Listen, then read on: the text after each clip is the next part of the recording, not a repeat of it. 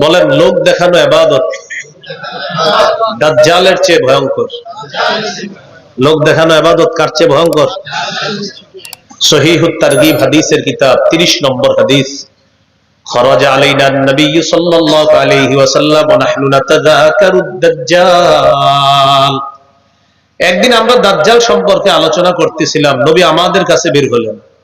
فقال رسول الله صلى الله عليه وسلم ألا أخبركم بما هو أخوف عليكم عندي من المسيح الدجال। নবীজি বলেন, আমি কি তোমাদেরকে দাজ্জালের চাইতে আরো ভয়ঙ্কর কোন বিষয় বলবো না? সাহাবীরা অবাক, দাজ্জালের চেয়ে ভয়াবহ আবার কি আছে? فقال رسول الله صلى الله عليه وسلم الشرك الخفي। নবীজি বলেন, গোপন শিরিক, ছোট শিরিক, লোক দেখানো ইবাদত, এটা দাজ্জালের চেয়ে আরো ভয়ঙ্কর ফিতনা। বলি নাউজুবিল্লাহ। আমার উম্মত দলে দলে এই ফিতনায় জড়িয়ে পড়বে। এখন সবাই আমাদের একই মাকসাদ, লোক দেখানো। মাহফিল যারা করি তাদের এক মাকসাদ, যারা শ্রোতা হয় তাদের এক মাকসাদ, যারা আলোচক হয় তাদের এক মাকসাদ। প্রত্যেকে এক একটা মাকসাদ নিয়ে আমরা চলতেছি। আল্লাহকে খুশি করা এটা অনেক কম সংখ্যক পাওয়া যাবে। আলোচক আলোচনা করার পর ফেসবুকে আমি দিয়ে দিতেছি যে আজকে আমার সাথে জনগণের মুসাফার ঢল নেমেছে। মানে দেখি আমি কি বুঝাইলাম, যে আমি কি জিনিস বুঝাইবার, মানুষ আমার সাথে কিভাবে মুসাফা করতেছে, বাস আল্লাহরে খুশি করছি আমি। বলেন এটা আমি কারে খুশি করলাম? নামলাম, নামার পরে বললাম আজকে মানুষ যে পরিমাণ মুসাফা করলো, এই ভালোবাসা শুধু আল্লাহর জন্য, তাই না? লেখা যায় খুব সহজ, মনে যে কি আছে আল্লাহ ভালো জানে, এটা আল্লাহর জন্য ভালো। বুঝাইতেছি আমি যে আমার সাথে যে মুসাফার ঢল নামে, তোমরা দেখে বুঝো আমি কি জিনিস। প্রত্যেকের এক একটা মাকসাদ, এই মাকসাদ দিয়ে আমরা আগাইতেছি, বাস প্রত্যেকের। না হয় এটা বলার উদ্দেশ্য কি বলেন? যে আজকে যাচ্ছি অমুক জায়গায়, 3টি জায়গায় শরীক হতে হবে, জানি কিনা পারবো কিনা। মানে আমি বুঝাইলাম যে আমি একদিনে 3 জায়গায় যাই, এরকম 10-12 জায়গায় যাওয়াটা আমার পক্ষে কোনো ব্যাপার না। লাভ হলো কি? প্রত্যেকের এক একটা মাকসাদ থাকে। তো এই জন্য লোক দেখানো ইবাদত যদি উদ্দেশ্য হয়, আমল নামা বরবাদ হয়ে যাবে। আল্লাহ আমাদেরকে হেফাজত করেন। গত বছর কিন্তু আপনাদের এখানে ভালো খিচুড়ি পাই নাই ভাই, এবার পাইতে হবে। তার মানে আমি খিচুড়ির জন্য আসলাম, হ্যাঁ মনে করেন। আপনি আসলেন আর বললেন ভাই গত বছর কিন্তু আমি পাই নাই, তার মানে আপনি আজকে আসছেন এই বছর পাওয়ার জন্য। তো লাভ হলো কি বলেন? মাকসাদ ঠিক করেন, লক্ষ্য ঠিক করেন, না হয় পরকাল বরবাদ। আমি সত্যি বলছি, লক্ষ্য ঠিক করেন। বলেন এখানে আমাদের বসা, এখানে কথা বলা, কথা শ্রবণ করা, সব কার জন্য হতে হবে? আলোচক রিসিভ করতে যাই আমরা, যাওয়ার সময় সেখানেও মাকসাদ থাকে একটা, কি? আমরা কিছু মোটরসাইকেল সামনে থাকবে, কিছু থাকবে পিছনে, হুজুরের গাড়িরা থাকবে মাঝখানে। একটা ভিডিও হবে, আগামীকাল ফেসবুকে দিয়ে বলবো আরিফ বিন হাবিবের সাথে কাটানো কিছু মুহূর্ত। কি মাকসাদ ছিল বলেন?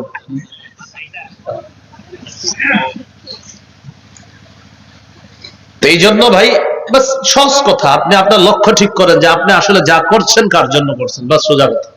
আল্লাহ আমাদেরকে কথাগুলা বোঝার তৌফিক দান করেন। তাহলে কি শিখলাম? সরাসরি শিরিক এটা তো নাজায়েজ, আবার লোক দেখানো শিরিক এটাও নাজায়েজ। ছোট শিরিক নাজায়েজ, গোপন শিরিক নাজায়েজ। এই শিরিকের মাধ্যমে আমরা নিজেদের উপর জুলুম করব না, আমাদের আমলগুলা বরবাদ করব না। আল্লাহ হেফাজত করেন। মনে থাকবেন ইনশাআল্লাহ। এবার যাই আমরা 2 নম্বর আলোচনা। পাপের মাধ্যমেও জুলুম হয়। কিসের মাধ্যমে? পাপের। 1 নাম্বার শিরিকের মাধ্যমে জুলুম হয়, 2 নাম্বার পাপের মাধ্যমেও জুলুম হয়।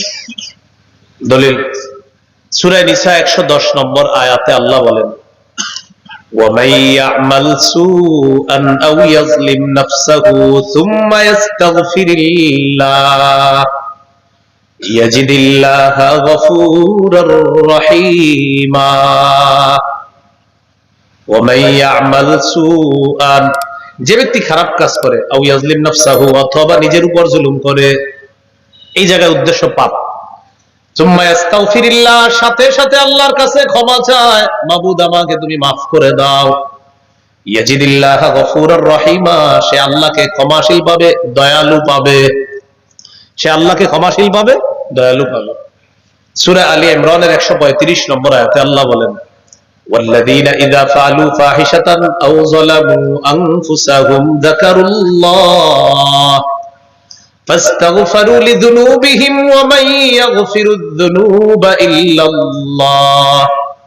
যারা কোনো অশ্লীল কাজ করে ফেলে অথবা নিজেদের উপর জুলুম করে ফেলে, সাথে সাথে তারা আল্লাহকে স্মরণ করে আর আল্লাহকে বলে, আল্লাহ মেহেরবানি করে তুমি আমাদেরকে মাফ করে দাও। ফাস্তাগফিরু লিযুনুবিহিম, নিজেদের গুনাহের জন্য ক্ষমা প্রার্থনা করে। বিভিন্ন ভাবে হতে পারে, নামাজেও করেন, আল্লাহুম্মা ইন্নী যালামতু নাফসি যুলমান কাসীরা ওয়া লা ইয়াগফিরুয যুনুবা ইল্লা আনতা ফাগফিরলি মাগফিরাতাম মিন ইনদিক। এরপরে ওয়ারহামনি ইন্নাকা আনতাল গফুরুর রহিম। নামাজে যখন পড়বেন বুঝা শুনা পড়বেন, আল্লাহুম্মা ইন্নী যালামতু নাফসি, আল্লাহ নিজের উপর অনেক জুলুম করছি, উদ্দেশ্য পাপ করছি। মাবুদ ফজরের পর থেকে জোহর পর্যন্ত আমার অনেক পাপ হয়ে গেছে, আমি এখন জোহর পড়তেছি। ফাগফিরলি মাগফিরাতাম মিন ইনদিকা, আল্লাহ আপনার পক্ষ থেকে আমাকে ক্ষমা করে দেন। ওয়ারহামনি ইন্নাকা আনতাল গফুরুর রহিম, আপনি আমার প্রতি দয়া করেন, আপনি ক্ষমাশীল, আপনি দয়ালু। মাঝে আবার বলে নিয়েছেন, ওয়ালা ইয়াগফিরুয যুনুবা ইল্লা আনতা, আল্লাহ আপনি ছাড়া তো ক্ষমা করার কেউ নাই, আমাকে ক্ষমা করে দেন। নবীজি সাল্লাল্লাহু আলাইহি সাল্লামের এক সাহাবী নবীর কাছে আসছে, আসার পর বললেন, ইয়া রাসূলুল্লাহ, অপরাধ করে ফেলছি। নবীজি বললেন, অপেক্ষা করো, ইতিমধ্যে নামাজ দাঁড়ায় গেছে। সাহাবী এটা বইলা কোনো সমাধান পায় নাই। কি বলছে? অপরাধ হয়ে গেছে আমার, সমাধান পায় নাই, ইতিমধ্যে জামাত দাঁড়ায় গেছে, নামাজ পড়ছে। নামাজের পর বললেন, আচ্ছা কে জানি বলছো অপরাধ হয়ে গেছে? হুজুর আমি। আমাদের সাথে জামাতে নামাজ পড়ছো? হ্যাঁ। তোমার গুনাহ মাফ হয়ে গেছে। তখন নবীজি কোরআনের একটা আয়াত দলিল দিলেন, সূরা হুদের 114 নম্বর আয়াত, ওয়াকিমিস সালাতা তারাফাইন নাহারি ওয়া যুলাফাম মিনাল লাইল। আল্লাহ তাআলা বলেন, দিনের দুই প্রান্তে নামাজ কায়েম করো, ওয়া যুলাফাম মিনাল লাইল, রাতের কিছু অংশে নামাজ আদায় করো। ইন্নাল হাসানাতি ইউযহিবনাস সাইয়্যাত, নিশ্চয়ই পুণ্য পাপকে মিটিয়ে দেয়। আর তুমি নামাজ নামক পুণ্যে আমাদের সাথে শরীক হয়েছো, নামাজ তোমার এই পাপটা মিটিয়ে দিয়েছে। তাহলে কিছু পাপ জুলুম, এই পাপগুলা আল্লাহর কাছে মাফ চাইলে আল্লাহ মাফ করে দিবে। আর সূরা আলী ইমরানে আল্লাহ বলেছেন, বান্দা আমি আল্লাহ ছাড়া মাফ করার আসিবা কে? মাফ করে কে? আল্লাহ। তাহলে এক নাম্বার শিরিক জুলুম, দুই নাম্বার পাপ জুলুম। বাকি পাপ নামক জুলুম এটা তাড়াতাড়ি ক্ষমা চাইবেন, আল্লাহ মাফ করে দিবে। আর শিরিক থেকে তওবা করে একদম ফিরে না আসা পর্যন্ত আপনার এই পাপ কিন্তু আল্লাহ মাফ করবে না, এটা মনে রাখতে হবে। সূরা নিসার 48 নম্বর আয়াতে আল্লাহ বলেন, ইন্নাল্লাহা লা ইয়াগফিরু আইয়ুশরাকা বিহি ওয়া ইয়াগফিরু মা দুনা যালিকা লিমান ইয়াশা। নিশ্চয় আল্লাহ শিরিকের গুনাহ ক্ষমা করেন না, এর নিচে যত গুনাহ আছে যাকে ইচ্ছা আল্লাহ তাকে ক্ষমা করে দেন। তাহলে দুই নাম্বার গেল পাপ করা। তিন নাম্বার বলেন, শরীয়তের বিধান লঙ্ঘন করা জুলুম। আবার শরীয়তের বিধান লঙ্ঘন করা জুলুম। জুলুম। সূরা বাকারা 229 নম্বর আয়াতে আল্লাহ বলেন, ওয়া তিলকা হুদুদুল্লাহ ওয়া মান ইয়াতাআদ্দা হুদুদাল্লাহি ফাউলাইকা হুমুজ জালিমুন। ওয়া তিলকা হুদুদুল্লাহ, এটা আল্লাহর স্থিরকৃত সীমারেখা। ওয়া মান ইয়াতাআদ্দা হুদুদাল্লাহ, যারা আল্লাহর সীমারেখা সমূহ অতিক্রম করবে, ফাউলাইকা হুমুজ জালিমুন, তারা জালেম। বলেন তারা কি? তাহলে শরীয়তের বিধান লঙ্ঘন করা জুলুম।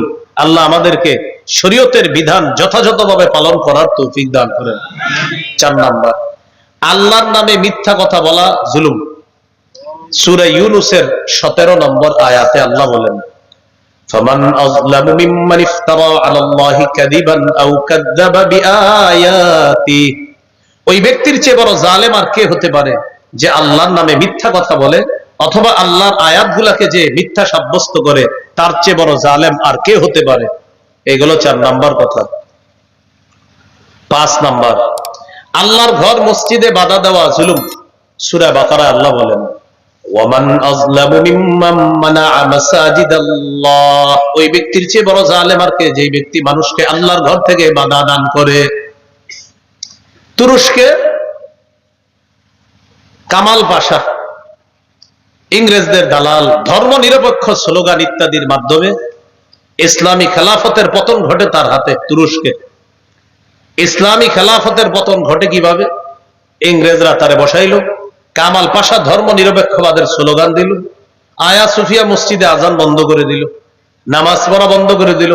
প্রেসিডেন্ট এরদোগান, আল্লাহ তাকে হায়াতে তৈয়্যিবা দান করেন, তিনি আবার এই আয়া সুফিয়া মসজিদে আজান চালু করছে, নামাজ চালু করছে।